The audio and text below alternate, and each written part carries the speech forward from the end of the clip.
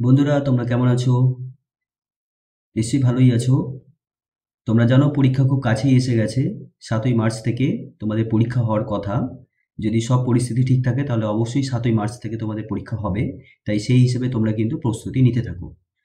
তো খুব ভালো করে পড়তে হবে, সময় দিতে হবে এবং অঙ্কর জন্য অবশ্যই তোমরা খুব বুঝে অঙ্কগুলো করবে, অঙ্ক মুখস্থ করতে যাবে না। ঠিক আছে? খুব ভালো করে বইয়ের অঙ্কগুলো প্র্যাকটিস করবে। তাহলে দেখবে অঙ্কর ব্যাপারে তোমাদের কোনো ভয়ভীতি থাকবে না। যত সম্ভব আমার যা মনে হচ্ছে এবারে পরীক্ষায় তোমাদের কিন্তু বেশিরভাগ অঙ্কই বই থেকেই দেবে। তাই বইটা খুব ভালো করে প্র্যাকটিস করবে। আর টেস্ট পেপারে দেখবে বেশিরভাগ যা অঙ্ক আছে সমস্ত পেজে আমি যেটা দেখলাম বেশিরভাগ অঙ্কই কিন্তু তোমাদের পাঠ্য বই থেকেই দিয়েছে। তো খুব ভালো করে প্র্যাকটিস করো। আর রোজ অবশ্যই তোমরা অঙ্ক কিন্তু প্র্যাকটিস করো। অঙ্ক কিন্তু প্র্যাকটিসের ব্যাপার। যদি প্র্যাকটিস না করো তাহলে কিন্তু অঙ্ক তোমরা ঠিক করে আসতে পারবে না। অঙ্ক প্র্যাকটিস দরকার। তো চলো আজকে শুরু করা যাক। এটা হচ্ছে 379 পেজ। তোমরা সবাই জানো আমি যেটা করছি, আমি এখানে করছি সেটা হলো যেটা হচ্ছে পশ্চিমবঙ্গ যেটা মধ্যশিক্ষা পর্ষদের থেকে যে টেস্ট পেপারটা দেওয়া হয়েছে, সরকারি স্কুলে দেওয়া হচ্ছে। তো সেই টেস্ট পেপারের 379 পেজ, 379 পেজের যেটা আছে বরানগর রামকৃষ্ণ মিশন আশ্রম হাই স্কুলের কোয়েশ্চেন। এখানে আমি পার্ট 1 ভিডিওতে কোয়েশ্চেন 1, 2, 3 আলোচনা করেছি। তার লিঙ্ক তোমরা ডিসক্রিপশন বক্সে পেয়ে যাবে, সেখান থেকে তোমরা দেখে নিও। আর এটা হচ্ছে পার্ট 2 ভিডিও, যেখানে আমি কোয়েশ্চেন 4 এর সমাধান আলোচনা করব। আর ভিডিওটা শুরু করার আগে অবশ্যই আমি তোমাদের যেমনটা প্রতিবারই বলে থাকি, এবারও বলছি, যারা আমার চ্যানেলে প্রথম এসছো এবং যারা আমার চ্যানেল এখনো পর্যন্ত সাবস্ক্রাইব করোনি, অবশ্যই চ্যানেলটা সাবস্ক্রাইব করে নাও। পাশে যে বেল আইকনটা আছে সেটাতে ক্লিক করে অল বাটনে ক্লিক করে দাও। তাতে কি হবে, আমি যখনই নতুন ভিডিও আপলোড করব তার নোটিফিকেশন তোমাদের কাছে চলে যাবে। আর আম, অবশ্যই ভিডিওটা যদি ভালো লেগে থাকে লাইক করো, বন্ধুদের সাথে ভিডিওটা শেয়ারও করো। তাহলে চলো শুরু করা যাক। প্রথম প্রশ্ন, 4 দাগের 1, দুজনের একটি অংশীদারি ব্যবসায় মোট লাভ 1500 টাকা। তো দুজনের ব্যবসা, সেখানে মোট লাভ বছর শেষে যে লাভটা হয় সেটা হচ্ছে কত, 1500 টাকা। কয়ের মূলধন 6000 টাকা এবং প্রাপ্ত লভ্যাংশ 900 টাকা। তাহলে ক্ষয়ের মূলধন কত? মূলধন কাকে বলে? মূলধন হচ্ছে সেই পরিমাণ অর্থ, যে পরিমাণ অর্থ কোনো ব্যবসায় নিয়োজিত করা হয়। তুমি ব্যবসায় যে টাকাটা লাগাবে সেই টাকাটাকে আমরা বলবো মূলধন বা ক্যাপিটাল। এখানে ক ব্যবসায় 6000 টাকা লাগিয়েছে, তাহলে খ কত টাকা ব্যবসায় লাগিয়েছে এটা আমাদের বার করতে হবে। এর জন্য তোমাদের কি দিয়েছে, এর জন্য বলে দেওয়া হয়েছে ক লাভ থেকে 900 টাকা পায়। তাহলে বাকি লাভ মানে 1500 টাকা তো মোট লাভ, তার মধ্যে ক যদি 900 টাকা পায় তাহলে খ বাকি লাভটা পাবে, কারণ এখানে দুজনের ব্যবসা। তাহলে একজন যদি 900 টাকা পায় তাহলে বাকি টাকাটা দ্বিতীয়জন পাবে। তাহলে ক্ষয়ের লভ্যাংশ কত হবে? 600 টাকা হবে। এবার অংশীদারি কারবারে এটা তোমরা সবসময় জেনে রাখবে যে মূলধনের অনুপাত যা হবে লভ্যাংশের অনুপাতও তাই হবে। মানে তুমি যেভাবে ব্যবসায় টাকা নিয়োগ করবে লভ্যাংশ তুমি কিন্তু সেই অনুপাতেই পাবে।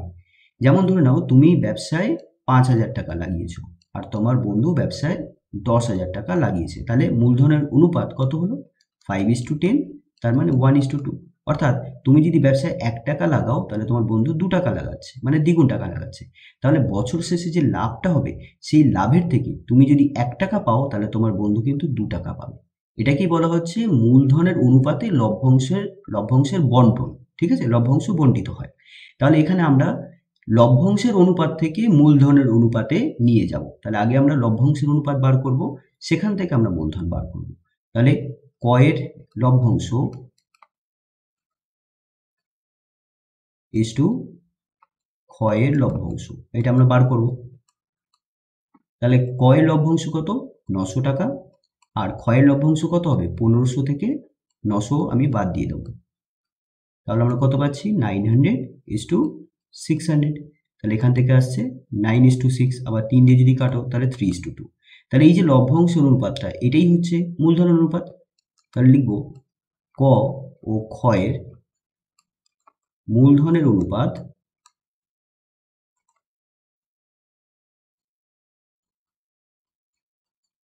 3:2। এবার দেখো এটাকে আমি কিভাবে লিখতে পারি। এই 3 থেকে, যেহেতু কয়ের লভ্যাংশ থেকে আমি মূলধন অনুপাত যদি লিখি তাহলে 3:2 আসছে। এখান থেকে আমি বলতে পারছি যে ক 3 টাকা ব্যবসায় নিয়োগ করলে, মানে কয়ের যদি মূলধন 3 টাকা হয় তাহলে ক্ষয়ের মূলধন 2 টাকা। এবার আমরা এখানে দেখতে পাচ্ছি কয়ের মূলধন কত? 6,000 টাকা। তো 6,000 টাকা লাগিয়েছে, তাহলে এখানে 3 থেকে 6,000 কি করে করবে? 3 থেকে 6000 এইভাবে করা যায়। দেখো 6000কে 3 দিয়ে ভাগ করলে কত পাচ্ছ? 2000। তাহলে এই অনুপাতের এই মানের সাথে আমি 2000 গুণ করব। তাহলে আমার কাছে কি আসবে? 6000 আসবে। তাহলে অনুপাতের একটা সংখ্যার সাথে যদি 2000 গুণ করি, তাহলে আর একটা সংখ্যার সাথেও 2000 আমাকে গুণ করতে হবে। ঠিক আছে? তাহলে আমরা কি পাচ্ছি দেখো। তাহলে আমরা পাচ্ছি এখানে 6000 এখানে পাচ্ছি 4000। অর্থাৎ কয়ের মূলধন যদি 6000 টাকা হয়, তাহলে ক্ষয়ের মূলধন কত হচ্ছে? 4000 টাকা। তাহলে আমরা উত্তর পেয়ে গেলাম। অতএব ক্ষয়ের মূলধন 4000 টাকা। তাহলে এটা হচ্ছে এই প্রশ্নের উত্তর। পরের প্রশ্ন, বার্ষিক 10% চক্রবৃদ্ধি সুদের হারে কত বছরে অর্থাৎ সময় আমাদের বার করতে হবে। 4000 টাকার সমূল চক্রবৃদ্ধি 5324 টাকা হবে। দেখো তোমরা এটা নিশ্চয়ই হয়তো জানো, তোমাদের সিলেবাসে চক্রবৃদ্ধি সুদের হারের ক্ষেত্রে যখন আমরা অঙ্ক করি, চক্রবৃদ্ধি সুদের অঙ্ক, সেক্ষেত্রে তোমাদের সময়টা সবসময় 1 বছর, 2 বছর অথবা 3 বছর থাকে। ঠিক আছে? অর্থাৎ তোমাদের কিন্তু সিলেবাসের লিমিটেড বা একটা সীমাবদ্ধতা আছে যে সময় সবসময় ম্যাক্সিমাম 3 বছর অবধি দিতে পারে। তোমরা পুরো সবকটা অঙ্ক যদি দেখো, দেখবে ওখানে সময় 3 বছরের বেশি কোনো এরকম সময় দিয়ে অঙ্ক নেই। 3 বছর, ম্যাক্সিমাম 3 বছর পর্যন্ত তুমি পাবে। তাহলে এখানে এই উত্তর তোমার 3 বছর পর্যন্ত আসতে পারে। 3 বছরে কিন্তু বেশি কখনোই হবে না, এটা সবসময় জেনে রাখবে। তোমাদের সিলেবাসের মধ্যে থেকেই তোমাদের অঙ্কটা দেবে। তো এখানে হয় 2 বছর, না হয় 3 বছর হচ্ছে উত্তর হবে। তো দেখো আমরা সময় বার করব, তার জন্য এখানে কি কি দিয়ে দিয়েছে? 4000 টাকাটা কি টাকা? আসল টাকা, অর্থাৎ পি। 5324 টাকাটা কি টাকা? সমূল চক্রবৃদ্ধি বা সুদাসল। সুদাসলকে আমরা এ দিয়ে চিহ্নিত করি, তাহলে এটা এ। আর এখানে 10% হচ্ছে বার্ষিক চক্রবৃদ্ধি সুদের হার, অর্থাৎ আর। আর আমরা বার করব টি। তাহলে আমাদের কাছে একটা সূত্র আছে সমূল চক্রবৃদ্ধির, তার সূত্রটা কি? A equals to P bracket 1 plus R by 100 whole to the power T. এটা কি কিসের সূত্র? টি বছরের সমূল চক্রবৃদ্ধি। টি বছর সমূল চক্রবৃদ্ধি কি? এ ইকুয়ালস টু কত হবে? এই সূত্রটাই আমি এখানে লিখে দিচ্ছি, তোমাদের এটা পরীক্ষায় লিখতে হবে না। ঠিক আছে? আমি জাস্ট তোমাদের বোঝানোর জন্য এটা লিখলাম। টি বছরের সমূল চক্রবৃদ্ধি A equals to P into 1 plus R by 100 whole to the power T. যেখানে পিটা কি? পিটা হচ্ছে আসল বা মূলধন, সেটা কত? সেটা হচ্ছে 4000 টাকা। আরটা হচ্ছে বার্ষিক চক্রবৃদ্ধি সুদের হার, সেটা হচ্ছে 10%। আর টিটা হচ্ছে এখানে আমাদের বার করতে হবে। তাহলে এখানে বসিয়ে দাও। দেখো, আর এটা অবশ্যই সেটা হচ্ছে সমূল চক্রবৃদ্ধি, আর এর মানটাও এখানে দিয়ে দিয়েছে, সেটা হলো 5324 টাকা। তাহলে এখানে বসিয়ে দাও 5324 ইকুয়ালস টু 4000 ইন্টু 1 প্লাস আর হচ্ছে 10 by 100 whole to the power টি। তাহলে এখানে এই 4000টা এই পাশে নিয়ে আসবে। যখনই আমাদের সময় নির্ণয় করতে হবে, তখনই কিন্তু আমাদের এখানে যে আসলটা থাকে, সেই আসলটা দিয়ে সুদাসলকে ভাগ করতে হয়। এটাই হচ্ছে নিয়ম। ইকুয়ালস টু 1 প্লাস 10 বাই 100, এখানে 0 0 কেটে দিতে পারো, তাহলে কত হবে? তাহলে এখানে হচ্ছে 1 by 10 whole to the power টি। এরপর আমরা এখানে কাটাকুটি করব। ঠিক আছে? এখানে কখনোই কাটাকুটি করে তোমরা দশমিকে কিন্তু মানটা নিয়ে আসবে না, সবসময় ভগ্নাংশ আকারে থাকবে। তো এখানে আমরা যদি 4 দিয়ে কাটি, তাহলে কত হচ্ছে? এখানে 1000, এখানে 4 দিয়ে কাটলে 4 একে 4, 1 থাকে 1 3 মানে 13, তো 3 4 12, 1 থাকে 3 4 12, 4 1 4। দেখো এখানে যে সংখ্যাটা আসছে সেটা হয় কোনো সংখ্যার বর্গ হবে, নাহলে কোনো সংখ্যার ঘন হবে। তো আমরা দেখতে পাচ্ছি এখানে এরকম যে সংখ্যা আছে, এরপরে আর কাটাকুটি যাচ্ছে না। এবার 1000টা 10-এর কিউব হয়, তাহলে নিশ্চয়ই 1331 এটা কোনো একটা সংখ্যার কিন্তু কিউব হবে। এবং আমরা জানি 11-র কিউব হয় 1331। তাহলে যেহেতু নাম্বারের কিউব পাচ্ছি, সুতরাং এখানে অবশ্যই সময়টা 3 বছর হবে। এটা সবসময় জানবে। এটা যদি 100 থাকতো আর এটা যদি 121 থাকতো, তাহলে কি হতো? তাহলে 100 কোন নাম্বারের বর্গ? 10-এর বর্গ। আর 121টা হচ্ছে 11-র বর্গ। তাহলে এখানে দুটো সংখ্যাতেই বর্গ আসছে, সুতরাং এখানে টি তখন 2 হতো। তো এক্ষেত্রে আমরা কি লিখবো? 1331কে লিখবো 11, আর এখানে 1000কে লিখবো 10। এবার এর হোল কিউব দেবো। ইকুয়ালস টু এখানে কত হচ্ছে? 10 একে 10, এখানে 1। ঠিক আছে? তাহলে কত হলো? 11 হলো। 11 বাই 10, এটা আমি রাফে দেখিয়ে দিচ্ছি তোমাদের। 1 বাই 10, তাহলে কত হলো? 10, 10 একে 10, প্লাস 1, তাহলে কত 11/10। এখানে যে নাম্বারটা আসবে এই নাম্বারেরই কিন্তু এখানে হয় কোনো নাম্বার আসবে, এই নাম্বারেরই কিন্তু কোনো স্কোয়ার অথবা কিউব আকারেই আসবে। ঠিক আছে, এখানে যদি থাকতো 5/7 তাহলে এখানেও কিন্তু 5/7 কোনো বর্গ অথবা ঘন আসবে, এটা সবসময় তোমরা জেনে রাখো। তাহলে এখানে 11/10, এখানে 11/10 মিলে গেল, তাহলে আমি কি লিখবো t = 3, তাহলে 3 বছর। তাহলে এটাই হচ্ছে এই প্রশ্নের উত্তর। পরের প্রশ্ন, বার্ষিক 10% হারে 5,000 টাকার 3 বছরের সরল সুদ ও চক্রবৃদ্ধি সুদের অন্তর নির্ণয় করো। দেখো অঙ্কটা দুই নম্বরের জন্য দিয়েছে, কিন্তু এটা আসলে 2 নম্বরের অঙ্ক না।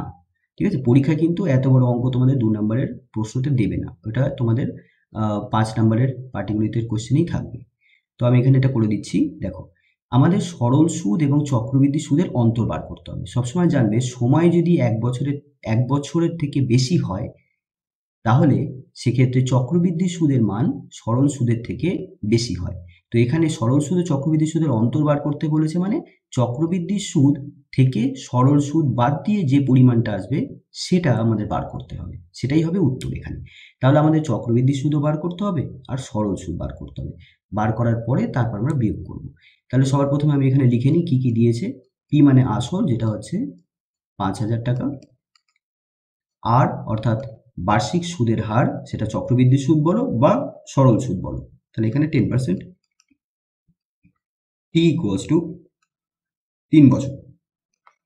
এবার আমরা সরল সুদ বার করব। সরল সুদের আমরা জানি সরাসরি সূত্র আছে, i = ERT / 100। তাহলে p অর্থাৎ 5,000, r অর্থাৎ 10% মানে 10 লিখব, ইন্টু t অর্থাৎ 3 / 100। তাহলে এখানে ক্যালকুলেশন করলে আমরা পাচ্ছি কত, 5 আর এদিকে 3, 3 5 15, আর এখানে দুটো 0, অর্থাৎ 1500 টাকা হচ্ছে এখানে সরল সুদ। এবার আমরা চক্রবৃদ্ধি সুদ বার করব।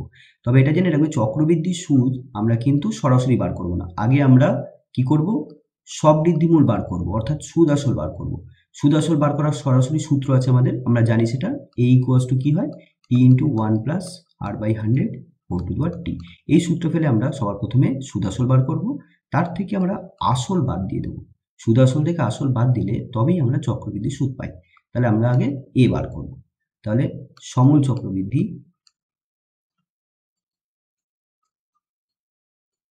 a = p × 1 + r/, whole to the power t। এবার এখানে মানগুলো বসিয়ে দাও। p হচ্ছে এখানে আমরা জানি 5,000, 1 + r হচ্ছে 10 / 100 হোল টু দি পাওয়ার 3। এবার এখানে ক্যালকুলেশন করো, তাহলে এখানে 0 0 কেটে গেল, তাহলে 1 + 1/10 হোল কিউব। তাহলে এখানে পাচ্ছ 5,000, এখানে পাচ্ছ 11/10, এর আগের অঙ্কটাতে আমি করলাম। ঠিক আছে, 1 + 1/10 মানে কত, 11/10, এটার হোল কিউব। এবং একটু আগেই আমরা দেখলাম 11/10 এর হোল কিউব কত হয়, এর হোল কিউব হচ্ছে 1331/1000। ঠিক আছে, এর আগের অঙ্কটাতে আমরা করলাম। তাহলে এখানে 3টে 0 ক্যান্সেল হয়ে গেল।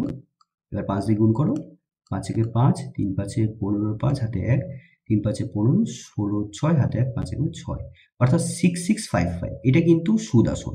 এবার তাহলে চক্রবৃদ্ধি সুদ, তাহলে চক্রবৃদ্ধি সুদ হবে 6655 থেকে আমি 5,000 বাদ দেবো। তাহলে কত হলো, 6,655 থেকে যদি 5,000 বাদ দিই তাহলে 1,655 টাকা আসবে। ঠিক আছে, তাহলে এটা হলো চক্রবৃদ্ধি সুদ আর এটা হলো সরল সুদ। তাহলে এবার অন্তর বার করবো। অতএব চক্রবৃদ্ধি সুদ মাইনাস সরল সুদ। তাহলে চক্রবৃদ্ধি সুদ হচ্ছে 1655 মাইনাস সরল সুদ হচ্ছে 1500 টাকা। এবার যদি বিয়োগ করি তাহলে আমরা কত পাবো, 1655 থেকে যদি 1500 বাদ দিই তাহলে আমরা পাবো 155 টাকা। তাহলে এটাই হচ্ছে এই প্রশ্নের উত্তর। পরের প্রশ্ন খুবই সহজ, এটা একটা প্রশ্ন, এটা তোমাদের কিন্তু পাঠ্য বইতে আছে। তোমরা 5.3 চ্যাপ্টারটা খুলবে, দেখবে এই অঙ্কটা পেয়ে যাবে। a/3 equals to b/4 equals to c/5 equals to 3a - 4b + 5c/p হলে p এর মান কত? তো যেহেতু এই মানটা প্রত্যেকে এই মানটার সাথে সমান, তাহলে আমরা কি করব, প্রত্যেকের মানটা আমরা k এর সাথে সমান ধরে নেব। তাহলে আমরা ধরি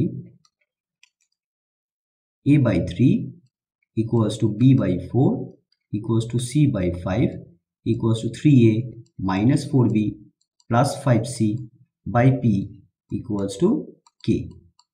তাহলে এখান থেকে আমরা কি লিখতে পারি, a/3 k এর সমান, তাহলে এখান থেকে আমরা কি পাচ্ছি, a equals to 3k, তাই তো, a equals to 3k। একইভাবে আমরা b আর c এর মান বার করব, b/4 equals to k, তাহলে b equals to কি পেলাম, 4k। এখানে আর গুণ হয়ে গেল, ঠিক আছে, 4k। আর এখানে c/5 equals to k, তাহলে c equals to কত আসলো, 5k আসলো। এইবার abc বেরিয়ে যাওয়ার পর তুমি এইটাকে নেবে, এখান থেকে এইটা, ঠিক আছে, এই অংশটা। তাহলে আমরা জানি 3a - 4b plus 5c/p equals to k। তাহলে আমরা যদি p এর মান বার করতে চাই, তাহলে k আর p এই দুটো সংখ্যাকে পরিবর্তন করে দিই, k এর জায়গায় p আর p এর জায়গায় k কে রেখে দিই। তাহলে 3a - 4b plus 5c/k equals to p, ঠিক আছে। এরপরে আমরা কি করব, a b আর c এর মানগুলো বসিয়ে দেবো। তাহলে 3 ইন্টু এর মান কত, 3k, তাহলে 3k - 4, b এর মান কত, 4k, প্লাস 5 c এর মান হচ্ছে 5k ডিভাইডেড বাই k, এটাই কি p হচ্ছে। এবার এখানে ক্যালকুলেশন করো, তাহলে দেখো কি পাচ্ছ, 9k - 16k plus 25k divided by k equals to p। এইবারে তোমরা এখানে উপরে যোগ বিয়োগ করো, তাহলে এখানে 9k আর 25k যোগ করলে কত আসবে, 34। আগে যোগের কাজ হয়, তারপর বিয়োগের কাজ। তাহলে আমরা আগে যোগ করব, 34k minus 16k by k equals to p। তাহলে এখানে আমরা পাচ্ছি 34 থেকে 16 বাদ দাও, তাহলে কত হবে, তাহলে হবে 8 আর এদিকে 1, ঠিক আছে। তাহলে হচ্ছে 18k by k equals to p। তাহলে k কেটে গেল, তাহলে আমরা কি পেলাম, p equals to 18। তাহলে এটাই হচ্ছে এই প্রশ্নের উত্তর। বন্ধুরা, পরের প্রশ্ন দেখো, এই প্রশ্নটা কিন্তু খুবই সহজ। 4 দাগের 5, x ইকুয়ালস টু দিয়েছে √2 - 1 হলে x - 1/x এর মান কত? তাহলে দেখতেই পাচ্ছ এখানে আমাদের কি বলেছে, x - 1/x। 1/x এর অর্থ কি, 1/x এর অর্থ হচ্ছে x এর অনন্য, ঠিক আছে, x এর অনন্য। অ্যাকচুয়ালি দেখো x মানে হচ্ছে, আমরা এটাকে লিখতে পারি x/1। তাহলে x/1 কে যদি অনন্য করি, তাহলে কি হবে, 1টা উপরে চলে যাবে, xটা নিচে চলে যাবে, অর্থাৎ 1/x মানে হচ্ছে x এর অনন্য। তাহলে এখানে আমাদের যেটা দিয়েছে, সেখান থেকে আমি কি করব, 1/xটা বার করে নেব, বার করার পর x থেকে 1/x কে বাদ দিয়ে দেবো, তাহলে এটার উত্তর পেয়ে যাবো। তাহলে এখানে করি, তাহলে এখানে x/1 আছে, এখানেও √2 - 1/1 আছে, তাহলে দুটিকেই আমরা কি করবো, এই দুদিকেই উল্টে দেবো, ঠিক আছে। তাহলে 1/x হবে, আর এদিকে হবে 1/√2 - 1। এইবার এই ডান দিকে যে আমরা সংখ্যাটা দেখতে পাচ্ছি, এইটাকে আমরা হরের করণী নিরসন করব। হরের করণী নিরসন, এর জন্য আমরা কি করব, যা আছে সেটাকে লিখব, আর এই √2 - 1 এইটার করণী নিরসক উৎপাদক দিয়ে উপর এবং নিচে গুণ করব। √2 - 1 এর করণী নিরসক উৎপাদক হচ্ছে √2 + 1, তাহলে এইটা দিয়ে আমি উপরেও গুণ করবো আর নিচেও গুণ করব। এরপর আমরা এখানে এটা সরল করব, √2 + 1 এর সাথে 1 দিয়ে যদি গুণ করি, তাহলে এটাই হবে। 1 দিয়ে কোনো সংখ্যাকে গুণ করলে সংখ্যার মানের কোনো পরিবর্তন হয় না, অর্থাৎ এটাই পাবো আমরা। আর নিচে দেখো এটা ফর্মুলা পড়ে যাচ্ছে, কিসের ফর্মুলা, এটা সব সময়ের জন্য এরকমই হয়, a - b a + b। তাহলে a - b into a + b কিসের ফর্মুলা হয়, এটা a² - b² এর ফর্মুলা হয়, অর্থাৎ √2 এর স্কোয়ার মাইনাস 1 এর স্কোয়ার। তাহলে উপরে হচ্ছে √2 + 1, আর √2 এর স্কোয়ার মানে কত, 2 হয়, মাইনাস 1 এর স্কোয়ার অর্থাৎ 1 হয়। তাহলে আমরা কি পাচ্ছি, 2 - 1 মানে 1, তাহলে নিচে 1 আসছে, ওটা আমরা লিখবো না। তাহলে আমরা পেলাম 1/x এর মান √2 + 1। এরপর আমরা বিয়োগ করে দেবো, এক্স মাইনাস 1/x, ঠিক আছে। তাহলে এক্স এর মানটা আমি লিখে দিই √2 - 1, ব্র্যাকেট দেবো, ব্র্যাকেট দিয়ে 1/x এর মানটাকে লিখবো √2 + 1। যখন বিয়োগ থাকবে সবসময় সেখানে কিন্তু ব্র্যাকেট দেবে, নাহলে কিন্তু ভুল হয়ে যাওয়ার সম্ভাবনা থাকে, কারণ বিয়োগ থাকলে চিহ্ন পরিবর্তন হয়। এখানে দেখো √2 - 1 হচ্ছে, কিন্তু এই দুটো সংখ্যাকে যখন ব্র্যাকেট থেকে বাইরে বার করবো, দেখো দুটো সংখ্যারই চিহ্ন কিন্তু বিপরীত হয়ে যাবে। তাহলে √2 আগে কি হয়ে যাবে, একটা মাইনাস, আর এই 1 এর আগে হয়ে যাবে মাইনাস। তাহলে -√2 + √2 কেটে গেল, আর -1 - 1 মানে -2। তাহলে এটা এই প্রশ্নের উত্তর -2।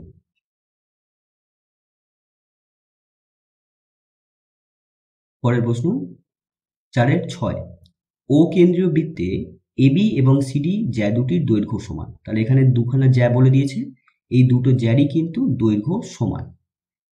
Angle AOB = 60 degree. দেখো এই ধরনের প্রশ্ন, জ্যামিতির প্রশ্ন আমাদের কিন্তু ছবি না আঁকলে অঙ্কটা করাটা কিন্তু একটু অসম্ভব হয়ে যায়, যে কারণে আমরা এই ধরনের প্রশ্নতে সবসময় ছবি আঁকার চেষ্টা করব। সবসময় তোমরা ছবি আঁকার চেষ্টা করবে, দেখবে অঙ্কটা ছবি আঁকলেই মোটামুটি অনেকটাই হয়ে যায় অঙ্কটা। তো ছবিটা আঁকো। দেখো বলা হচ্ছে এরকম একটি বৃত্ত আছে, আমি ধরে নিচ্ছি এরকম একটি বৃত্ত আছে। তো এই বৃত্তের কেন্দ্র কি, ও হচ্ছে কেন্দ্র, আর এবি ও এবং সিডি জ্যা দুটি দৈর্ঘ্য সমান। তো আমি এখানে দুটো সমান দৈর্ঘ্যের জ্যা আঁকবো। ধরে নাও এরকম একটি জ্যা আছে, আর এইরকম ভাবে একটি জ্যা আছে, এই দুটো জ্যার দৈর্ঘ্য সমান। তো আমি এখানে দেখাচ্ছি এটা এ, এটা বি, আর এটা সি, এটা ডি, এই দুটো জ্যার দৈর্ঘ্য সমান। এবার বলছে অ্যাঙ্গেল এওবি 60 ডিগ্রি। তাহলে এটা হচ্ছে ও, তাহলে এবার তোমাকে এটাকে যুক্ত করতে হবে, এটাকে যুক্ত করতে হবে। তাহলে এখানে এই যে কোণটা তৈরি হচ্ছে, এই কোণটার মান 60 ডিগ্রি, এবং সিডি 6 সেন্টিমিটার। তাহলে সিডি যদি 6 হয়, তাহলে এবির পরিমাপটাও কত হবে, 6 হবে, কারণ এই দুটো জ্যায়ের দৈর্ঘ্য তো সমান, ঠিক আছে। এবার বলেছে বৃত্তটির ব্যাসার্ধের দৈর্ঘ্য কত। ব্যাসার্ধ মানে এ ও, এটা হচ্ছে ব্যাসার্ধ, বা ওবি, এটা হচ্ছে ব্যাসার্ধ। তাহলে আমাদের ব্যাসার্ধ বার করতে হবে। দেখো এখানে যে ত্রিভুজটা হচ্ছে না এ ও বি, এটা হচ্ছে সমবাহু ত্রিভুজ হবে। কেন হবে দেখো, যুক্তি কি, এখানে যেহেতু এই কোণটা 60 ডিগ্রি এবং এই বাহুটার সাথে এই বাহুটা সমান, তাহলে কি হবে, যেহেতু এই দুটো বাহুই এও এবং ওবি একই বৃত্তের ব্যাসার্ধ, তাহলে এই দুটো বাহুর দৈর্ঘ্য সমান হবে। এবং সাথে সাথে এই দুটো বাহু যখন সমান হয়, তখন এদের বিপরীত কোণগুলোও সমান হয়। এই বাহুটার বিপরীত কোণ এইটা, আর এই বাহুটার বিপরীত কোণ এইটা, এই দুটো পরস্পর সমান হবে। এবার দেখো এইটা একটা যে ত্রিভুজ, এই ত্রিভুজের একটা কোণ 60 ডিগ্রি যদি হয়, তাহলে বাকি দুটো কোণের যোগফল কত হবে, 120 ডিগ্রি হবে। কেন, কারণ একটা ত্রিভুজের তিনটে কোণ যোগ করলে আমরা 180 ডিগ্রি পাই। তাহলে একটা যদি 60 ডিগ্রি হয়, তাহলে বাকি দুটো কোণের যোগফল কত হলো, 120 ডিগ্রি হলো। 180 - 60 120 ডিগ্রি। তাহলে এই দুটো কোণ মিলে হচ্ছে 120। আবার এই দুটো কোণ পরস্পরের সমান, তাহলে প্রত্যেকটা কোণ কত হবে, 60 ডিগ্রি করে। এবার দেখতে পাচ্ছি যে এই ত্রিভুজের তিনটে কোণের মানই হচ্ছে 60 ডিগ্রি করে, তিনটে কোণই 60 ডিগ্রি করে। তাহলে যে ত্রিভুজের প্রতিটা কোণ সমান, সেই ত্রিভুজটা কিন্তু আবার সমবাহু ত্রিভুজও হয়। সমবাহু ত্রিভুজ মানে যে ত্রিভুজে তিনটে বাহু সমান, আর যে ত্রিভুজে তিনটে বাহু সমান তাদের তিনটে কোণও সমান হয়। তাহলে এটা হচ্ছে সমবাহু ত্রিভুজ। তাহলে একটা পরিমাপ যদি 6 হয়, এই এবি বাহুর পরিমাপ যদি 6 হয়, তাহলে বাকির পরিমাপগুলোও কিন্তু 6 হবে। অর্থাৎ এই বৃত্তের ব্যাসার্ধ পেলাম 6 সেন্টিমিটার। তাহলে এটা আমরা কোষে এখানে দেখিয়ে দিই। যেহেতু সিডি = এবি, জ্যামিতিতে সবসময় তোমাদের যুক্তি দিতে হবে, যুক্তি ছাড়া কিন্তু জ্যামিতি হবে না। যেহেতু সিডি আর এবি সমান, অতএব এবির পরিমাপ কত হবে, এবির পরিমাপ হবে 6 সেন্টিমিটার। কেন, কারণ সিডি হচ্ছে 6 সেন্টিমিটার, এটা দিয়ে দিয়েছে। এইবার আমরা আর কি লিখব, যে এও, যেহেতু এও = ওবি, এই দুটো বাহু সমান। কেন, একই বৃত্তের ব্যাসার্ধ, একই বৃত্তের ব্যাসার্ধ। তাহলে আমরা বলতে পারি এও আর ওবি যদি সমান হয়, তাহলে এই কোণটার সাথে এই কোণটা সমান হবে। অতএব অ্যাঙ্গেল OBA = অ্যাঙ্গেল OAB। তাহলে এই দুটো কোণ যদি সমান হয়, তাহলে এই দুটো কোণের প্রত্যেকটার মান কত হবে, OBA = OAB, এই দুটো কোণের প্রত্যেকটার মান হবে 180 থেকে 60 বাদ দেবো, তাহলে এই দুটো কোণের যোগফল পাবো। 180 থেকে 60 বাদ দেবো, তাহলে এই দুটো কোণের যোগফল পাবো। আর তাহলে দুটো কোণের প্রত্যেকটার মান কত হবে? 2 দিয়ে ভাগ করে দেবো। দুটো কোণের যোগফল 120 ডিগ্রি হচ্ছে, তাহলে 2 দিয়ে ভাগ করলে 60 পাচ্ছি, অর্থাৎ প্রতিটা কোণের মান 60 ডিগ্রি। তাই সেটা এইভাবে দেখাবো, 180 degree minus 180 degree minus angle AOB divided by 2। আশা করছি এটা তোমরা বুঝেছো। Equals to 180 degree minus angle AOBর মান হচ্ছে 60 ডিগ্রি, বসিয়ে দাও, এটা দিয়ে দিয়েছে, বাই 2। তাহলে কত হচ্ছে? 60 ডিগ্রি হচ্ছে। 180 থেকে 60 বাদ দিলে 120, 120 বাই 2 মানে 60 ডিগ্রি, অর্থাৎ প্রত্যেকটা কোণ 60 ডিগ্রি হয়ে গেল। অতএব ত্রিভুজ AOB এর প্রতিটি কোণের মান 60 ডিগ্রি। সুতরাং ত্রিভুজ AOB হলো সমবাহু ত্রিভুজ। তাহলে সমবাহু ত্রিভুজ যদি হয় তাহলে আমরা কি লিখব? AO equals to OB equals to AB। এই বাহুটার সাথে এই বাহুটা প্রত্যেকেই সমান হবে, ইকুয়ালস টু 6 সেন্টিমিটার। অতএব বৃত্তটির ব্যাসার্ধ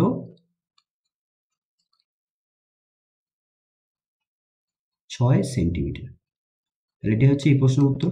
যদি ব্যাস চাইতো তাহলে 12 সেন্টিমিটার হতো, এখানে ব্যাসার্ধ চেয়েছে। পরের প্রশ্ন 4 দাগের 7। দুটি বৃত্তের ব্যাসার্ধের দৈর্ঘ্য 8 সেন্টিমিটার ও 3 সেন্টিমিটার এবং তাদের কেন্দ্রদ্বয়ের মধ্যে দূরত্ব 13 সেন্টিমিটার হলে বৃত্ত দুটির সরল সাধারণ স্পর্শকের দৈর্ঘ্য নির্ণয় করো। তো দেখো, এই ধরনের অঙ্ক কিন্তু তোমরা 376 পেজেও পেয়ে যাবে। ঘোড়ানাস হাই স্কুল, সেখানেও এই ধরনের একটা অঙ্ক ছিল, তোমরা সেখানেও দেখে নিতে পারো। তার ভিডিও লিঙ্কও আমি ডেসক্রিপশন বক্সে দিয়ে দিয়েছি, সেখান থেকে তোমরা দেখে নিতে পারো, ঠিক আছে? তো দেখো এই অঙ্কটাকে কিভাবে আমরা করব। এখানে বলছে দুটো বৃত্ত আছে 8 সেন্টিমিটার এবং 3 সেন্টিমিটার, তাহলে ব্যাসার্ধ দুটো যোগফল কত হচ্ছে? 11 সেন্টিমিটার, কিন্তু তাদের কেন্দ্রদ্বয়ের মধ্যে দূরত্ব 13 সেন্টিমিটার। সুতরাং দুটো বৃত্তের মধ্যে কিছু গ্যাপ আছে, ঠিক আছে? এটা 8, এটা 3, 11, আর দুটোর মধ্যে দূরত্ব, বৃত্ত দুটোর কেন্দ্রদ্বয়ের মধ্যে দূরত্ব 13, সুতরাং এই দুটো বৃত্তের মধ্যে কিছুটা গ্যাপ থাকবে। তাহলে এরকম হবে ছবিটা।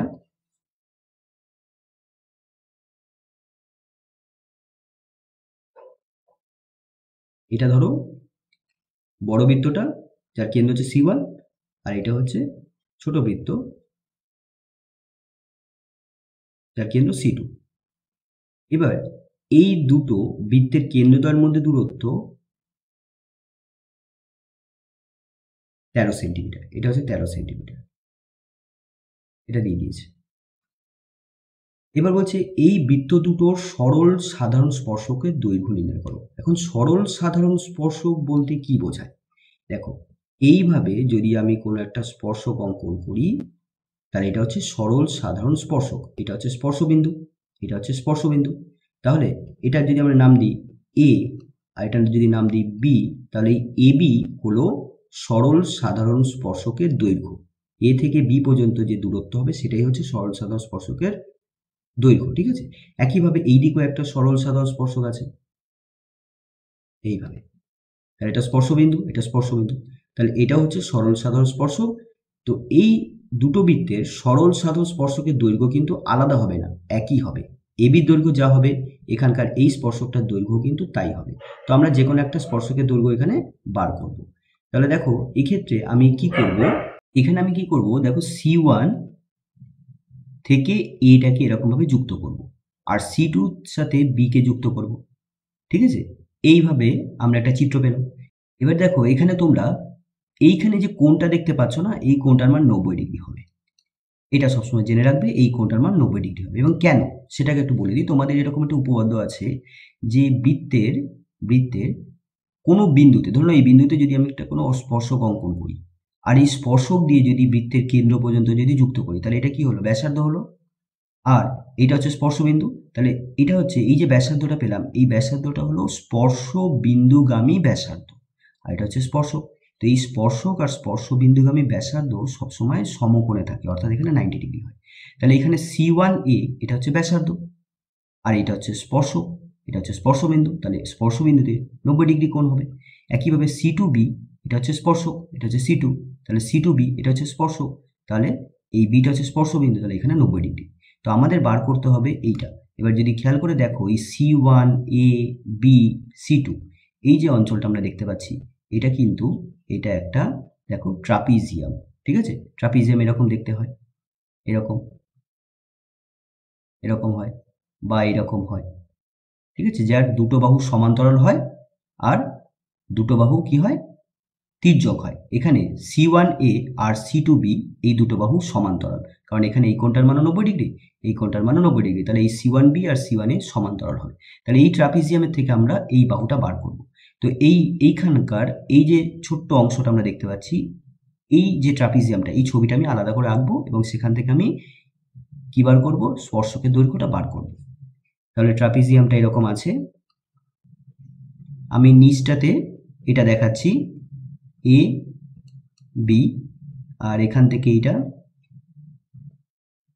হচ্ছে C1 আর এখানে আছে এটা C2।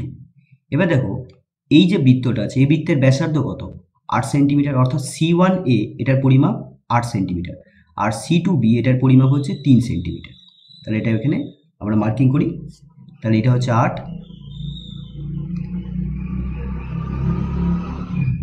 আর এটা হচ্ছে 3 সেন্টিমিটার। আর এখানে C1 C2টাকে যুক্ত করব। C1 C2 যুক্ত করলে আমরা কি পাচ্ছি, C1 C2 অর্থাৎ বৃত্ত দুটি কেন্দ্রতার মধ্যে দূরত্ব যেটা হচ্ছে 13 সেন্টিমিটার, এটা 13 সেন্টিমিটার দিয়ে দিয়েছে। তাহলে আমরা বার করব AB। দেখো এটা বার করতে গেলে আমাদের যেটা করতে হবে কি, C2 বিন্দু থেকে AB বাহুর সমান্তরাল করে আমরা একটা সমান্তরাল রেখা অঙ্কন করব, এরকমভাবে সমান্তরাল রেখা অঙ্কন করব। এতে হবে কি, এই যে আমরা এই যে চতুর্ভুজটা পাচ্ছি এটার নাম দিয়ে দাও, ধরে নাও এটা হচ্ছে P বিন্দু, তাই এই যে PC2BA এই যে চতুর্ভুজটা দেখতে পাচ্ছি এই চতুর্ভুজটা একটা আয়তক্ষেত্র হবে। কেন হবে, কারণ এই বাহুটার সাথে এই বাহুটা সমান্তরাল আর এই বাহুটার সাথে এই বাহুটা সমান হচ্ছে, আবার সাথে সাথে দেখো এই বাহুটার সাথেও এই বাহুটা সমান্তরাল। তাহলে কি হচ্ছে, বিপরীত বাহু সমান আর সমান্তরাল হলে চতুর্ভুজটা কি হয়, আয়তক্ষেত্র হয়। তাহলে যদি এটা আয়তক্ষেত্র হয় তাহলে এই কোণটার মান হচ্ছে 90 ডিগ্রি। যেমন আমি বললাম এটা সমান্তরাল করে অঙ্কন করেছি, তাহলে এই কোণটা যদি 90 ডিগ্রি হয় তাহলে এই কোণটার মানও 90 ডিগ্রি হবে, তাহলে এই কোণটার মানও 90 ডিগ্রি হবে। আর এই বাহুটার দৈর্ঘ্য যা হবে এই বাহুটার দৈর্ঘ্য তাই হবে। তাই আমি সবার প্রথমে কি করব, এই বাহুটার দৈর্ঘ্য বার করব, এটা যা হবে এবির পরিমাপ কিন্তু সেটাই হবে। এবং এটা বার করব কি করে, দেখো এই যে ত্রিভুজটা পাচ্ছি C1 P C2 এই ত্রিভুজটা কিন্তু সমকোণী ত্রিভুজ, কারণ এই কোণটা হচ্ছে 90 ডিগ্রি, ঠিক আছে। তাহলে এই সমকোণী ত্রিভুজের ক্ষেত্রে এই বাহুটা 13 সেন্টিমিটার, এটাকে আমরা অতিভুজ বলি। আর এখানে দেখো এই বাহুটা যদি 3 সেন্টিমিটার হয় তাহলে এখান থেকে এতটাও 3 সেন্টিমিটার হবে, আর এখান থেকে এই এতটা পুরোটা হচ্ছে 8 সেন্টিমিটার। তাহলে 8 থেকে যদি 3 বাদ দিই তাহলে এই বাকি এই অংশটা পেয়ে যাব, অর্থাৎ 8 - 3 মানে 5। তাহলে C1P এই বাহুটার পরিমাপ হচ্ছে 5 সেন্টিমিটার, এটা 13 সেন্টিমিটার। তাহলে ভূমিটা আমরা বার করব পিথাগোরাসের উপপাদ্য কাজে লাগিয়ে, এটা বেরিয়ে গেলেই আমরা উত্তরটা পেয়ে যাব। তাহলে এখানে সবার প্রথমে লিখব যে C2P এটা হচ্ছে সমান্তরাল কার সাথে, এবির সাথে, এটা অঙ্কন করা হলো,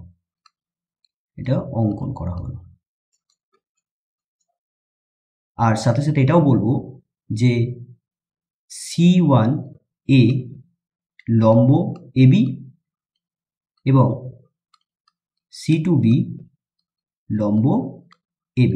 কেন, কারণ C1A এবং C2B হলো স্পর্শবিন্দুগামী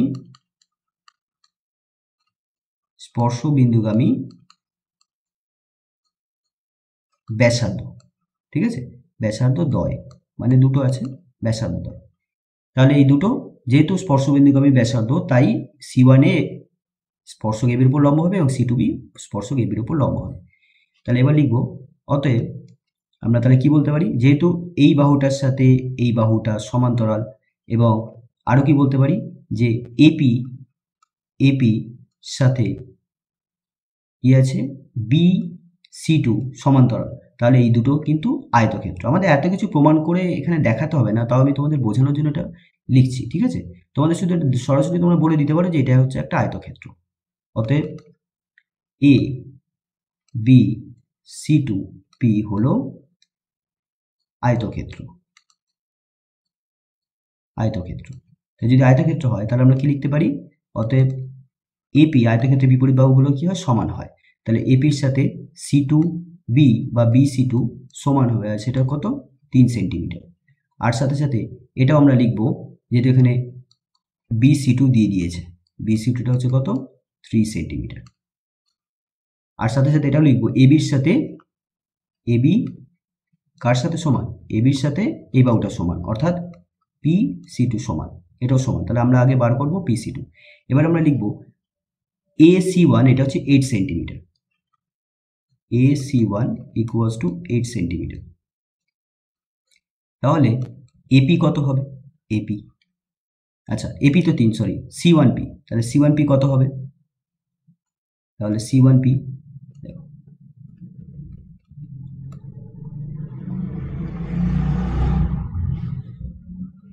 তাহলে C1P বার করতে গেলে আমরা C1A থেকে AP বাদ দিয়ে দেবো, তাহলে C1P 8 আর AP হচ্ছে 3, তাহলে 8 মাইনাস 3 সেন্টিমিটার, অর্থাৎ 5 সেন্টিমিটার। তাহলে এবার আমরা লিখব সমকোণী ত্রিভুজ, ত্রিভুজটা কি হচ্ছে C1PC2, C1PC2। এখান থেকে আমরা যে বাহুটার মাপটা বার করব সেটা হচ্ছে PC2।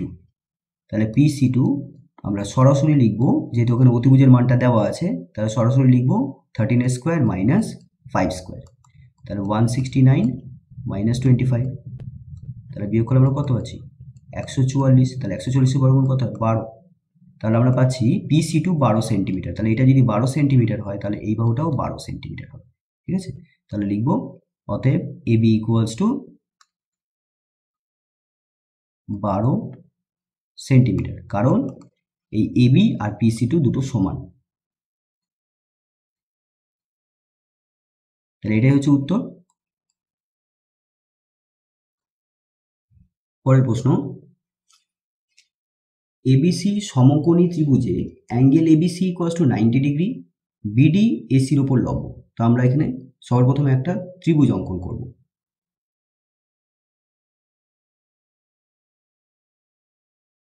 ধরে নাও এটা একটা সমকোণী ত্রিভুজ। এবার এই সমকোণী ত্রিভুজের এই কোণটা হচ্ছে সমকোণ, আর এখানে প্রশ্ন অনুযায়ী দেখতে পাচ্ছি আমরা ABC, অর্থাৎ বি কোণটা মাঝখানে আছে, এটা বি আছে, তাই এটা বি কোণ। বি কোণটা কত 90 ডিগ্রি, তাহলে এখানে আমরা দেবো বি, আর এখানে আমি এ দিয়ে দিচ্ছি, এখানে দিয়ে দিচ্ছি সি। এবার হচ্ছে বিডি এসির উপর লম্ব, বিডি এসির উপর লম্ব, অর্থাৎ এসির উপর একটা লম্ব অঙ্কন করব যেটা বি বিন্দু দিয়ে যাবে, এসির উপর লম্ব। কিন্তু লম্বটা কোন বিন্দু থেকে শুরু হচ্ছে, বি বিন্দু থেকে বা ডি বিন্দু থেকে, কিন্তু ডি বিন্দুর এখানে কোনো উল্লেখ নেই, তাই আমি এখানে কি ধরবো বি বিন্দু। ডি বিন্দুর এখানে আমি এখনো পর্যন্ত কোনো বিন্দু দেখতে পাচ্ছি না, তাহলে এখন দেখতে পাচ্ছি কি বি বিন্দুটা, তাহলে বি বিন্দু থেকে একটা লম্ব অঙ্কন করবো, সেটা এসির উপরে হবে। তাহলে এখান থেকে আমি একটা লম্ব অঙ্কন করবো এরকম, অর্থাৎ এই কোণটা 90 ডিগ্রি বা এই কোণটা 90 ডিগ্রি, এই বিন্দুটা যেটা হচ্ছে সেটা হচ্ছে ডি। যদি বিডি হচ্ছে 8 সেন্টিমিটার, এই বিডির পরিমাপটা দিয়ে দিয়েছে 8 সেন্টিমিটার, তাহলে আর দিয়ে দিচ্ছি কি এডি 4 সেন্টিমিটার, এটার পরিমাপ 4 সেন্টিমিটার, তাহলে চেয়েছে সিডির পরিমাপ কত। দেখো অঙ্কটা কিন্তু খুবই ইম্পর্টেন্ট অঙ্ক, এটা খুবই ইম্পর্টেন্ট গুরুত্বপূর্ণ একটা অঙ্ক। দেখো এক্ষেত্রে এই যে ত্রিভুজটা দেখতে পাচ্ছ ABD আর CBD, এই দুটো ত্রিভুজ কিন্তু সদৃশ্য হয়। সদৃশ্য কেন, তার কারণ এই ত্রিভুজের এই কোণটা আর এই CDB, এই ত্রিভুজের এই কোণটা দুটো সমান। এই কোণটার সাথে এই ABD, এই ত্রিভুজের এই কোণটার সাথে CBD, এই ত্রিভুজের এই কোণটা সমান হয়, আর অবশিষ্ট এই কোণটার সাথে এই কোণটা সমান হয়, ঠিক আছে। তো এইটা তোমাদের প্রমাণ করার কোনো দরকার নেই, সদৃশ্য প্রমাণ করার দরকার নেই। যখন কোনো সমকোণী ত্রিভুজের সমকৌণিক বিন্দু, এটা হচ্ছে ABC সমকোণী ত্রিভুজ বলে দিয়েছে, বিটা হচ্ছে সমকৌণিক বিন্দু, কারণ এখানে 90 ডিগ্রি ছিল, তাহলে বি বিন্দুতে 90 ডিগ্রি হলে তাহলে বিটা সমকৌণিক বিন্দু। এবার সমকৌণিক বিন্দু থেকে যখন কোনো লম্ব অঙ্কন করা হয় অতিভুজের উপর, তখন যে দুটো ত্রিভুজ তৈরি হয় সেই দুটো কিন্তু সদৃশ্য হয়, এটা তোমাদের উপপাদ্য আছে, তাহলে সদৃশ্য। আর সদৃশ্য থেকে আমরা কিন্তু এই জিনিসটা খুব সহজেই প্রমাণ করতে পারি, সেটা হলো এরকম, সিডি মানে এই বাহুটা আর এই এডি, এই বাহুটার গুণফল সেটা হচ্ছে এই লম্ব বিডির হোল স্কোয়ারের সমান হয়। এটা তোমরা সূত্র হিসেবে মনে রাখবে, ঠিক আছে, এটা সূত্র হিসেবে মনে রাখবে, তাহলে এই ধরনের অঙ্ক কিন্তু করতে পারবে। এটা কেন লেখা হলো, কারণ এখানে উল্লেখ করে দেবে যেহেতু ত্রিভুজ বিডি সদৃশ্য, এটা সদৃশ্য ছিল। এবার এ কোণের সাথে কোন কোণটা সমান? এই কোণটা, তাহলে আগে লিখবে বি। এবার দেখো এবিডি, তাহলে এই কোণটার সাথে এই কোণটার সাথে এই কোণটা সমান, তাহলে বি এইদিকে লিখেছি, তাহলে বি এর পরে আমরা বি এর অনুরূপ কোণ হচ্ছে সি, তাহলে এখানে লিখবো সি, আর এখানে ডি। তাহলে এবিডি কোণের এই ডি কোণটা আর সিডিবি কোণের ত্রিভুজের এই ডি কোণটা দুটো সমান, তাহলে এইটা যদি মানে যদি একটু এদিক ওদিক হয় তাহলেও কিন্তু তোমাদের পরীক্ষায় নাম্বার দিয়ে দেবে, কিন্তু এটাই হচ্ছে সঠিক, ঠিক আছে? অন্যথা লিখলে কিন্তু এটা ভুল হয়ে যায়, তোমাদের এইভাবে লিখতে হবে। এ কোণের অনুরূপ কোণ বি, তাহলে বি লিখতে হবে, বি কোণের অনুরূপ কোণ সি, তাহলে সি কোণ লিখতে হবে, ডি কোণের অনুরূপ কোণ ডি, তাই এইভাবে লিখতে হবে। তো যেহেতু দুটো ত্রিভুজ সদৃশ্য তাই এই সম্পর্কটা হচ্ছে, তাহলে এটা যদি হয়ে থাকে তাহলে এবার মানটা বসিয়ে দাও, সিডি পেয়ে যাবে। তাহলে সিডি ইন্টু এডি, এডির মাপটা দিয়ে দিয়েছে কত? 4, তাহলে 4 বসিয়ে দাও, ইকুয়ালস টু বিডি, বিডির মানটা দিয়েছে 8, তাহলে 8 এর স্কোয়ার। তাহলে এখানে কত হচ্ছে? CD into 4 equals to 8 into 8, তাহলে এখানে 4 আর এখানে 8 কেটে গেল 2, তাহলে সিডি ইকুয়ালস টু কত হলো? 16 সেন্টিমিটার। তাহলে সিডি পরিমাপ আমরা পেয়ে গেলাম 16 সেন্টিমিটার। তাহলে এটাই হচ্ছে এই প্রশ্নের উত্তর। পরের প্রশ্ন 4 দাগের 9, এ বি সি কেন্দ্র বিশিষ্ট তিনটি বৃত্ত পরস্পরকে বহিঃস্পর্শ করেছে। যদি এবি 5 সেন্টিমিটার, বিসি 7 সেন্টিমিটার হয় এবং সিএ 6 সেন্টিমিটার হয়, তাহলে এ কেন্দ্রবৃত্তের ব্যাসার্ধ কত? আমাদের সেটা নির্ণয় করতে হবে। তো দেখো আমরা এখানে তিনটে বৃত্ত আঁকবো যারা পরস্পরকে বহিঃস্পর্শ করেছে। তো ধরে নাও এরকম তিনটে বৃত্ত আছে,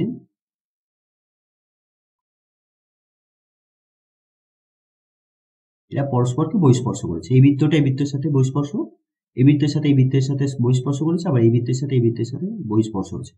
তো এই তিনটে বৃত্তই পরস্পরের বহিঃস্পর্শ, ঠিক আছে? এই বৃত্তটা দুটো বৃত্তের সাথে স্পর্শ করেছে, এই বৃত্তটাও এই বৃত্তের সাথে স্পর্শ করেছে, আর এই বৃত্তটাও এই বৃত্তের সাথে স্পর্শ করেছে, বহিঃস্পর্শ করেছে। তো বন্ধুরা আমি এখানে এবার এই তিনটে বৃত্তের কেন্দ্র এখানে ধরে নিচ্ছি। এটা হচ্ছে ধরে নিচ্ছি এই বৃত্তের কেন্দ্র ও, এই বৃত্তের কেন্দ্র হচ্ছে বি, আর এই বৃত্তের কেন্দ্র হচ্ছে সি। এবার বলছে এবি 5 সেন্টিমিটার, বিসি 7 সেন্টিমিটার, তাহলে এবি কে আমরা যুক্ত করব,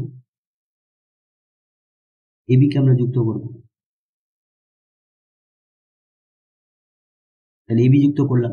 এই যে এ থেকে বি এটা দূরত্ব 5 সেন্টিমিটার। বিসি, তাহলে বি আর সি কে যুক্ত করতে হবে, তাহলে বিসি হচ্ছে 7 সেন্টিমিটার, আর এসি বা সিএ এটা হচ্ছে 6 সেন্টিমিটার। এবার তোমরা একটা জিনিস জেনে রাখো, এই অঙ্কটা করতে গেলে আমরা যেটা কাজে লাগবে, দুটো বৃত্ত যখন বহিঃস্পর্শ করে, দুটো বৃত্ত যখন বহিঃস্পর্শ করে তাদের ব্যাসার্ধের মধ্যে একটা সম্পর্ক হয়। এই বৃত্তের যে কেন্দ্র আর এই বৃত্তের যে কেন্দ্র, এই কেন্দ্র থেকে আমি এটাকে যুক্ত করলাম, এটা হচ্ছে স্পর্শবিন্দু। তাহলে এইটা হচ্ছে এই বড় বৃত্তের ব্যাসার্ধ, সেটা যদি আমি ধরি R1, আর এটা ছোট বৃত্তের কেন্দ্র, তাহলে এখান থেকে স্পর্শবিন্দু যদি যুক্ত করি তাহলে এটা হচ্ছে R2, এটা হচ্ছে বৃত্তের ব্যাসার্ধ। এখন এই R1 আর R2 কে যুক্ত করলে বা যোগ করলে আমরা কি পাবো? R1 প্লাস R2 পাবো। এই R1 প্লাস R2 অর্থাৎ ব্যাসার্ধের যোগফল এই বৃত্ত দুটোর কেন্দ্রদ্বয়ের মধ্যে দূরত্বের সমান হবে। এই বৃত্তের কেন্দ্র যদি A হয়, এই বৃত্তের কেন্দ্র যদি B হয়, তাহলে AB এর সমান হবে। অর্থাৎ বৃত্ত দুটো যখন বহিঃস্পর্শ করবে তখন তাদের কেন্দ্রদ্বয়ের মধ্যে দূরত্ব ওই বৃত্ত দুটোর ব্যাসার্ধের সমষ্টির সমান হয়। তাহলে দেখো এই এ কেন্দ্রবৃত্ত আর বি কেন্দ্রবৃত্ত পরস্পর বহিঃস্পর্শ করেছে। তাহলে আমি যদি ধরে নিই এ বৃত্তের ব্যাসার্ধ R1, বি বৃত্তের ব্যাসার্ধ R2, আর সি বৃত্তের ব্যাসার্ধ R3, তাহলে আমরা কি লিখতে পারি যে R1 প্লাস R2 মানেই হচ্ছে এবি। তাহলে এই এবি হচ্ছে 5 সেন্টিমিটার, তাহলে 5 সেন্টিমিটার জায়গায় আমরা কি লিখতে পারি? R1 plus R2। একইভাবে বি থেকে সি, এটা হচ্ছে বি আর সি মানে কেন্দ্রবিশিষ্ট দুটো বৃত্তের মধ্যে দূরত্ব যারা পরস্পরকে বহিঃস্পর্শ করেছে, এটা R3, আর এইখান থেকে এইটা এই বৃত্তের তো ব্যাসার্ধ, তাহলে এটা কত হবে? R2। তাহলে লিখতে পারি R2 plus R3 equals to BC. BC equals to যদি 7 হয় তাহলে তার জায়গায় লিখবো R2 প্লাস R3। তাহলে তোমরা বলো তো এটা কি হবে? এসি কত হবে? 6 সেন্টিমিটার। তোমরা পজ করো, পজ করে এই জায়গাটা লেখো, ভিডিওটা পজ করে দাও, করে লেখো এটা কি হবে? AC 6 centimetre. তাহলে এখানে আমরা কি লিখবো? কোন দুটো ব্যাসার্ধের যোগফল হবে? দেখো এখান থেকে এতটা সি কেন্দ্রবৃত্তের ব্যাসার্ধ R3, আর এখান থেকে এতটা এই কেন্দ্রবৃত্তের ব্যাসার্ধ যেটা হচ্ছে R1, তাহলে R1 প্লাস R3 হবে। এবার আমাদের বার করতে হবে কি এ কেন্দ্র বিশিষ্ট বৃত্তের ব্যাসার্ধ অর্থাৎ R1 আমাদের বার করতে হবে। তো এই R1, R2, R3 এটা কি আমাদের কিন্তু লিখে দিতে হবে। এটা 1 নম্বর সমীকরণ, এটা 2 নম্বর সমীকরণ, এটা 3 নম্বর সমীকরণ। আর R1, R2 কি এগুলো লিখতে হবে। R1 হচ্ছে এ কেন্দ্রীয় বৃত্তের ব্যাসার্ধ, R2 হচ্ছে বি কেন্দ্রীয় বৃত্তের ব্যাসার্ধ, আর R3 হচ্ছে সি কেন্দ্রীয় বৃত্তের ব্যাসার্ধ। এবার দেখো আমরা যেহেতু R1 বার করব তার জন্য কি করব, আমরা সবার প্রথমে এই 2 নম্বর আর 3 নম্বর ইকুয়েশন থেকে আমরা R3টাকে ক্যান্সেল করব, ঠিক আছে, মানে R3টাকে আমরা অপনয়ন করব। তাহলে R3 অপনয়ন করার নিয়ম হচ্ছে এখানে যেহেতু R3 যোগ আকারে আছে, এখানে R3 যোগ আকারে আছে, তাহলে এই দুটো সমীকরণকে বিয়োগ করব, তাহলে R3 কেটে যাবে। বিয়োগ করার ফলে R3 কাটবে এবং R1 এবং R2 এর মধ্যে একটা সমীকরণ পাওয়া যাবে, এবং সেই সমীকরণের সাথে এই সমীকরণটার আমি কি করব, যোগ অথবা বিয়োগ করে আমাদের দেখতে হবে কি করলে R1 এর মান পাওয়া যাবে, মানে আবার ওখানে আমরা R2টাকে অপনয়ন করব, ঠিক আছে। তাহলে R2 অপনয়ন করলেই আমরা R1টা পেয়ে যাব। অপনয়ন করা মানে বাদ দিয়ে দেওয়া। তাহলে সর্বপ্রথমে আমি 2 থেকে 3টেকে বাদ দেবো, 2 নম্বর সমীকরণ থেকে 3 নম্বর সমীকরণ, তাহলে 2 থেকে 3 নম্বর সমীকরণ বাদ দিচ্ছি। তাহলে বাদ দিলে কি হবে, তাহলে 2 নম্বর সমীকরণটাকে লিখি R2 plus R3 equals two 7, আর 3 নম্বর সমীকরণ হচ্ছে R1 প্লাস R3, তাহলে R1 plus R3 equals two 6। বিয়োগ করছি তাই চিহ্ন পরিবর্তন হবে, R3 R3 কেটে গেল, তাহলে এখানে বেরোচ্ছে R2 minus R1 equals to 1। এটা হচ্ছে 4 নম্বর সমীকরণ। তাহলে এর নিচেই আমি এই 1 নম্বর সমীকরণটাকে লিখব, R2 plus R1 equals to কত, 5। এবার দেখো R1টা এখানে বিয়োগে আছে, R1টা এখানে যোগে আছে, তাহলে এই অবস্থায় যদি আমি এটাকে যোগ করি তাহলে R1 কেটে যাবে, কিন্তু আমাদের তো দরকার R1, তাই আমি যোগ করব না, আমি এখানেও বিয়োগ করব। তাহলে এখানেও বিয়োগ করো, তাহলে এখানে যদি বিয়োগ করি তাহলে R2 R2 কেটে গেল, এবার মাইনাস R1 তাহলে কত হবে, -2R1, আর এখানে হচ্ছে -5 আর 1, তার মানে -4, ঠিক আছে। বড় সংখ্যা 5, তার আগে বিয়োগ চিহ্ন আছে বলে বিয়োগ হবে, আর এখানকার প্লাস মাইনাসে মাইনাস, তাহলে মাইনাস মাইনাস কেটে গেল, তাহলে কি পাচ্ছি 2R1 ইকুয়ালস টু 4, তাহলে এখানে 2 আর 4 কেটে গেল, তাহলে আমরা পাচ্ছি R1 ইকুয়ালস টু 2 সেন্টিমিটার। এবার R1টা কি ছিল, এ কেন্দ্রবৃত্তের ব্যাসার্ধ, আর সেটাই এখানে চাওয়া হয়েছে, সুতরাং এটাই হচ্ছে উত্তর। তাহলে এটাই হচ্ছে উত্তর। পরের প্রশ্ন 4-10, একটি শঙ্কু ও একটি গোলকের আয়তন সমান। তাহলে দেখো এরকম একটি শঙ্কু আছে,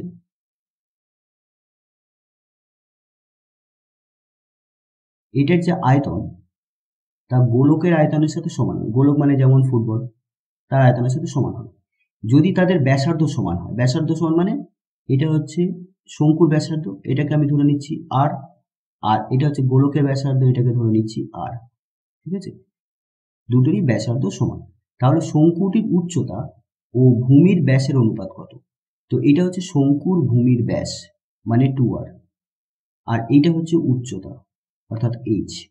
তাহলে h এর সাথে 2r এর অনুপাত আমাদের বার করতে হবে, তার মানে আমাদের h এবং r এর মধ্যে একটা সম্পর্ক বার করতে হবে, যে সম্পর্কটা আমাদের এইখানকার সম্পর্ক থেকে চলে আসবে। শঙ্কু আর গোলকের আয়তন এখানে সমান বলেছে, তো আমরা এখানে সবার প্রথমে ধরে নেব, ধরি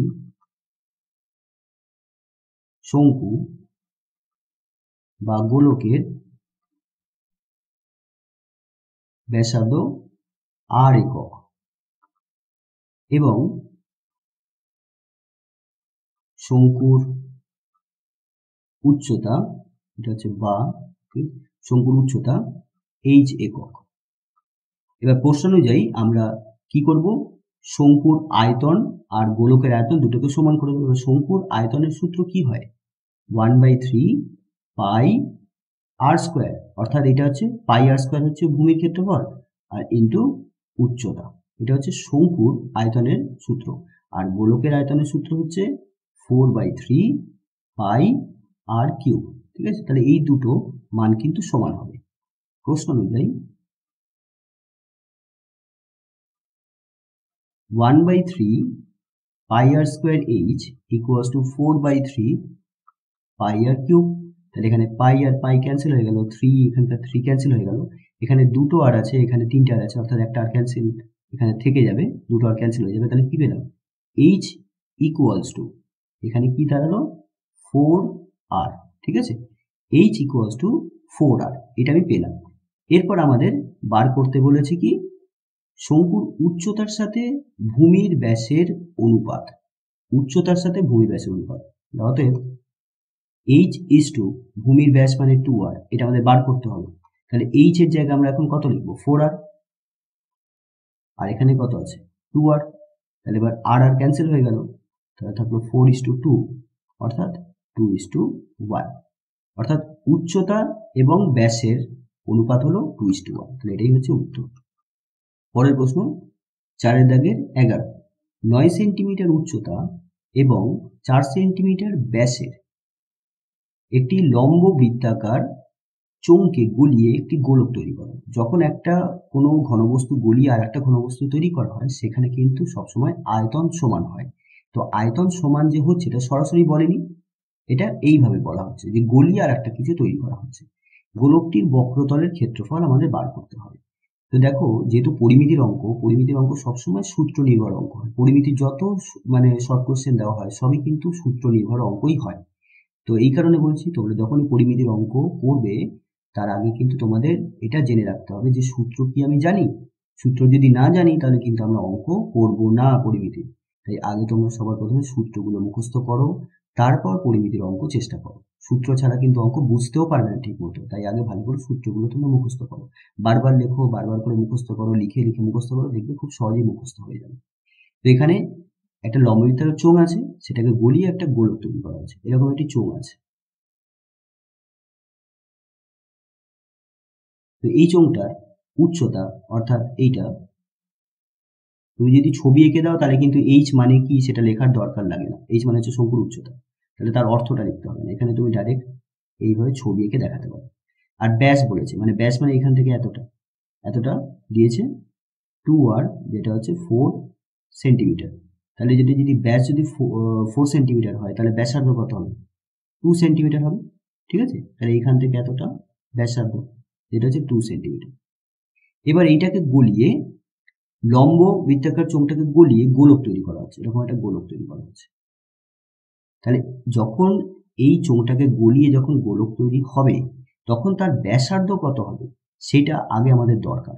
ব্যাসার্ধ না জানা থাকলে তাহলে কিন্তু আমরা বক্রতলের ক্ষেত্রফল বার করতে পারবো না। বক্রতলের ক্ষেত্রফল মানে এই যে তলটা দেখতে পাচ্ছি, ফুটবলের এই যে তলটা, এই তলটার ক্ষেত্রফল বার করতে হবে।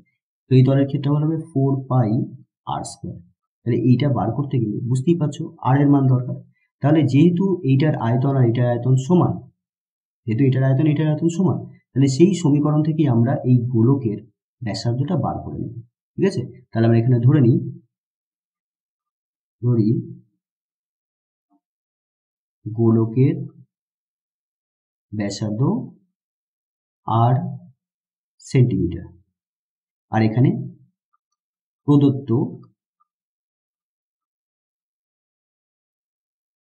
শঙ্কুর উচ্চতা মানে এইচ 9 সেন্টিমিটার এবং ব্যাস মানে 2r 4 সেন্টিমিটার। তাহলে আর কত? অর্থাৎ আর ইকুয়ালস টু 2 সেন্টিমিটার। এবার প্রশ্ন অনুযায়ী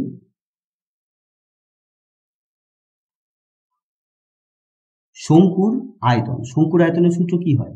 পাই আর স্কোয়ার এইচ। আর গোলকের আয়তনের সূত্র হয় 4/3 পাই আর কিউব। ঠিক আছে, ব্যাসার্ধ এখানে আর, তাই আর এর কিউব। এরপর আমরা এখান থেকে কি করব? পাই আর পাই এখানে কেটে দেবো, আর যে মানগুলো জানি এখানে বসিয়ে দেবো। এইচ এর মান 9 আর আর এর মান 2। তাহলে এখানে বসাবো 2 এর স্কোয়ার আর এইচ এর মান হচ্ছে 9 equals to 4/3 r cube. Next স্টেপে এটাকে লিখবো এইভাবে, 2 এর স্কোয়ার মানে 4, তাহলে 4 ইন্টু 9, আর এই 3টাও এপাশে চলে আসছে, তাহলে ইকুয়ালস টু 4 আর কিউব। তাহলে এই 4 আর 4 কেটে গেল, তাহলে কি থাকলো? আর কিউব ইকুয়ালস টু 27। এবার 27কে আমরা কিভাবে লিখতে পারি? 3 এর কিউব লিখতে পারি। তাহলে আর ইকুয়ালস টু কি পেলাম? 3 সেন্টিমিটার। তাহলে আমরা পেলাম গোলকের ব্যাসার্ধ 3 সেন্টিমিটার। এবার আমরা বার করব গোলকের বক্রতলের ক্ষেত্রফল। গোলকের বক্রতলের ক্ষেত্রফল ফর্মুলা হচ্ছে 4 পাই আর স্কোয়ার। ঠিক আছে, তাহলে 4 পাই আর এর মান হচ্ছে 3, তাহলে 3 এর স্কোয়ার এত বর্গ সেন্টিমিটার। ক্ষেত্রফল সবসময় বর্গ এককে থাকে। তাহলে এখানে 9 হচ্ছে, তো 4 9 36, তাহলে 36 পাই। পাইয়ের মান এখানে বসানোর দরকার নেই, এইভাবেই উত্তর রাখবে, তাহলে তোমরা ফুল মার্কস পেয়ে যাবে। বর্গ সেন্টিমিটার। তাহলে এটাই হচ্ছে এই প্রশ্নের উত্তর। তো 4 দাগের লাস্ট প্রশ্ন বলা হচ্ছে একটি নিরেট গোলকের বক্রতলের ক্ষেত্রফল s বর্গ একক। এটা গোলক আছে, তার বক্রতলের ক্ষেত্রফল এক্ষুনি আমরা দেখলাম গোলকের বক্রতলের ক্ষেত্রফল কত হয়, 4 পাই আর স্কোয়ার, যদি আরটা হয় ব্যাসার্ধ, এবং আয়তন v ঘন একক, এবং গোলকের আয়তনের ফর্মুলা কি, 4/3 পাই আর কিউব। এবার আমাদের বার করতে হবে s cube by v square. তাহলে দেখো আমরা এখানে লিখব, ধরি এটা খুবই সহজ প্রশ্ন, ঠিক আছে, দেখো খুবই সহজ প্রশ্ন, সবই আমরা সূত্র জানি, এইগুলো আমরা কি করব জানা আছে, এখানে s করে তার কিউব করে দেবো আর v করে তার স্কোয়ার করে দেবো, তারপর ভাগ করে দেবো, এটার মান পেয়ে যাবো। তো গোলকে ধরি গোলকের ব্যাসার্ধ আর একক। তো গোলকের ব্যাসার্ধ যদি আর একক হয়, তাহলে এবার আমরা সূত্রগুলো লিখব, এবং সূত্রগুলো কি হচ্ছে, অতএব s ইকুয়ালস টু হচ্ছে 4 পাই, যেহেতু এসটা হচ্ছে বক্রতলের ক্ষেত্রফল, তাহলে s ইকুয়ালস টু কি লিখবো, 4 পাই আর স্কোয়ার। কিন্তু এখানে আছে s কিউব, তাই আমি s কিউবটা বার করব, অর্থাৎ দুদিকে আমি কিউব করব। তাহলে কিউব করলে কত আসবে, এটা 4 এর কিউব, পাই এর কিউব, আর আর এর পাওয়ার 2 আছে, 2 এর সাথে 3 গুণ হয়ে যাবে, 4 এর কিউব মানে হয় 64, পাই এর কিউব, আর আর এর স্কোয়ারের কিউব মানে আর এর পাওয়ার 6 হয়ে যাবে। একইভাবে আমরা v ইকুয়ালস টু কি জানি, v মানে হচ্ছে আয়তন, আয়তনটা হচ্ছে v, তাহলে v equals to 4/3 pi R cube. এবার আমরা বার করব v এর স্কোয়ার, তার মানে 4/3 পাই আর কিউবের হোল স্কোয়ার। তাহলে কি পাচ্ছি, 4 এর স্কোয়ার মানে 16, আর 3 এর স্কোয়ার মানে 9, আর এখানে আসছে পাই এর স্কোয়ার, আর আর এর পাওয়ার হবে 3 দুগুণে 6। এবার আমরা বার করব s cube by v square. এবার s কিউব কত হচ্ছে, এইটা 64 pi cube r to the 6, আর এখানে হচ্ছে 16/9 pi square r to the 6, r to the 6 r to the 6 কেটে গেল। তাহলে এখানে কি থাকছে দেখো, এখানে পাই স্কোয়ার আছে, পাই কিউব আছে, তাহলে এখানে উপরে একটা পাই থাকবে, তাহলে এখানে থাকছে 64 পাই ভাগ, এটা ভাগ আছে, ভাগ 16/9। তাহলে এই ভাগটাকে এবার আমি কি করব, গুণ করে দেবো, তাহলে উল্টে যাবে, তাহলে 16 আর 64 কেটে গেল, তাহলে 4 9 36 পাই। ঠিক আছে, আর এর কোনো এখানে কোনো একক থাকবে না, এটা একটা সংখ্যা। তাহলে এটাই হচ্ছে এই প্রশ্নের উত্তর।